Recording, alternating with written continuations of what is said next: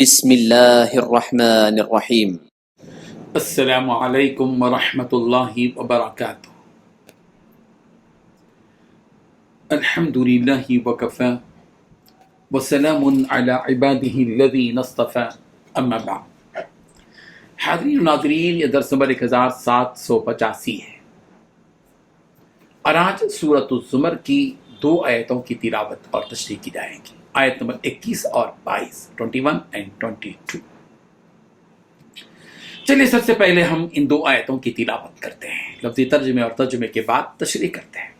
اعوذ باللہ من الشیطان الرجیم، بسم اللہ الرحمن الرحیم۔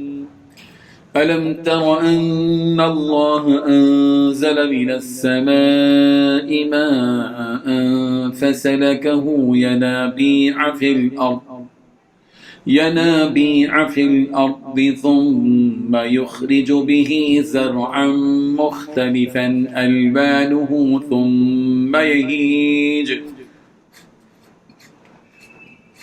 ثم يهيج فتراه مصفرا ثم يجعله حطاما إن في ذلك لذكرى لأولي الألباب أفمن شرح الله صدره للإسلام فهو على نور من ربه فويل للقاسية قلوبهم من ذكر الله أولئك في ضلال مبين صدق الله العظيم۔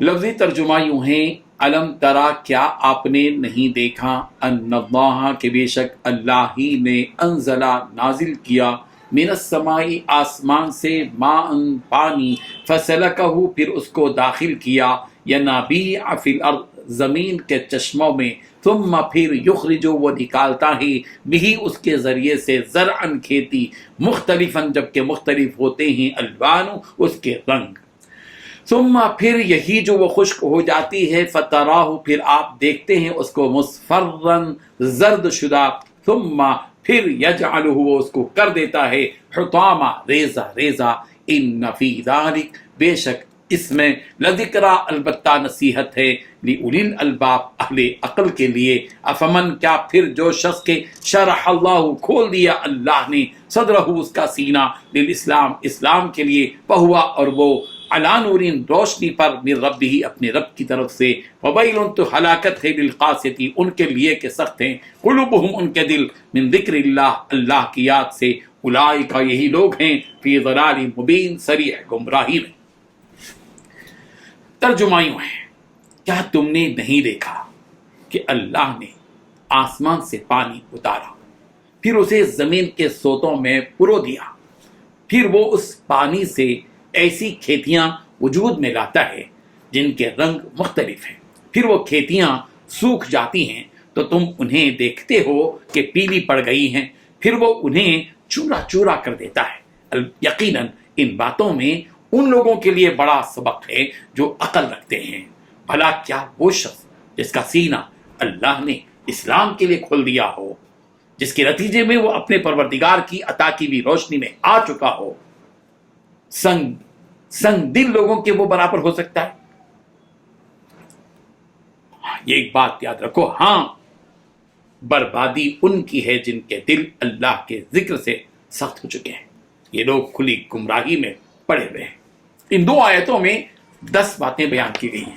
پہلی بات، کیا تم نے نہیں دیکھا کہ اللہ تعالیٰ نے آسمان سے پانی اتارا؟ دوسری بات، پھر اسے زمین کے سوتوں میں پرو دیا۔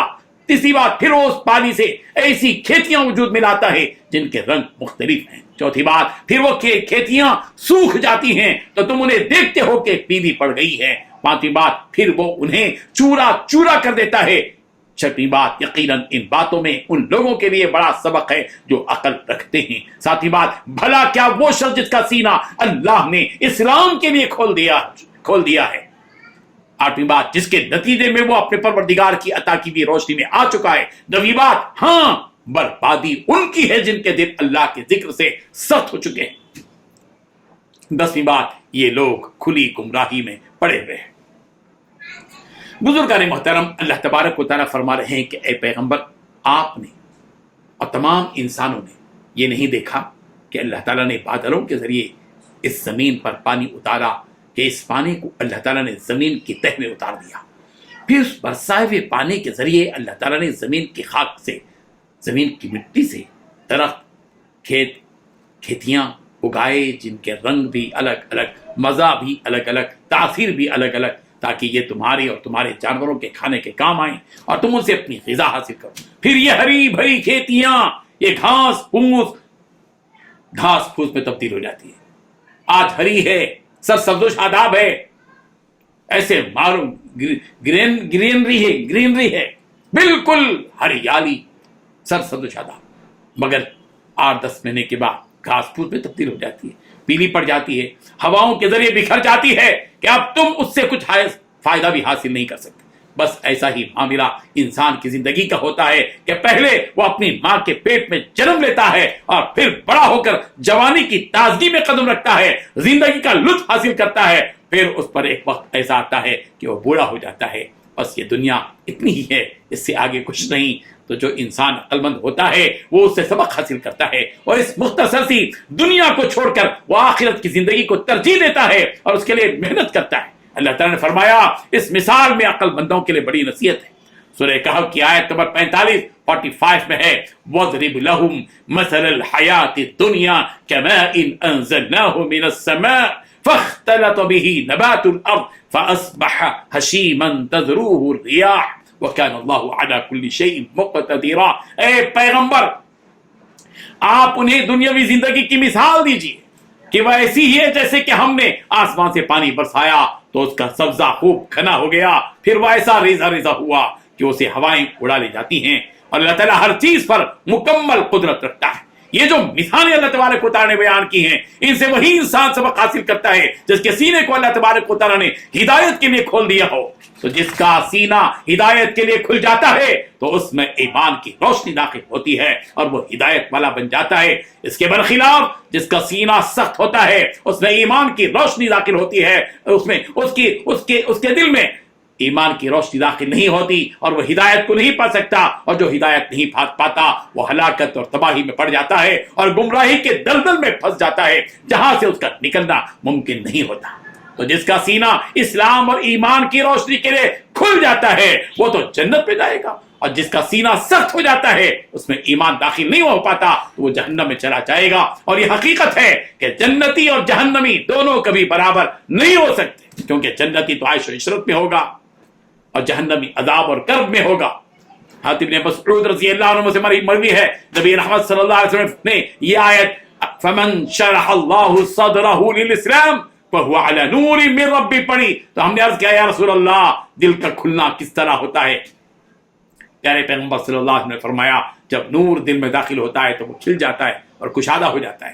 پھر ہم نے عرض کیا یا رسول اللہ اس کیفیت کی نشانی کیا ہے، یعنی ہمیں کیسے معلوم ہو کہ ہمارے دل میں نور داخل ہو گیا ہے؟ تو آپ علیہ الصلوۃ والتسلیم نے فرمایا آخرت کی جانب رجوع کرنا اور دھوکے والی دنیاوی زندگی سے کنارہ کشی اختیار کرنا اور موت سے پہلے موت کی تیاری کرنا، یہی نشانی ہے۔